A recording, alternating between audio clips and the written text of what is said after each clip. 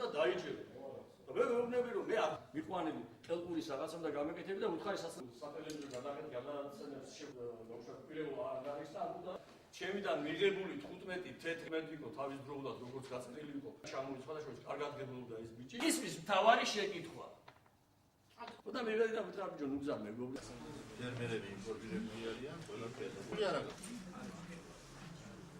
არ ხდება ამ თანხის მისვლა გლეხამდე და მიჩნდება გონივრული ეჭვი და ამასთან ამ გონივრული ეჭვის საფუძველზე მინდა მიმართო აჭარის პროკურატურას და საქართველოს პროკურატურას დაიწყონ ძიება. მაქვს გონივრული ეჭვი, ელოდებიან მიმღებების ჩამოსვლას, რომ მე ეს მიმღებები დაუშვათ მიმღებებს დაავალონ შექმნან გასათეთრებელი ფულის სია და იმ პატიოსან ადამიანებთან ერთად მოხდეს ამ ფულის შემდეგი რეალიზება და მიცემა ადამიანებზე.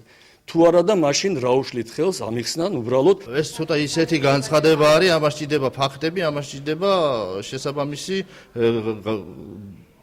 გამამყარებელი დოკუმენტაცია, რისაც ახლა ყველაფერს იტყვის, მაგრამ თუ რა აქვს, რა ფაქტი და ის ნიადაგზე ამბობს ამას, ეს მე არ ვიცი, მაგაზე ვერ გახსოვს პასუხს.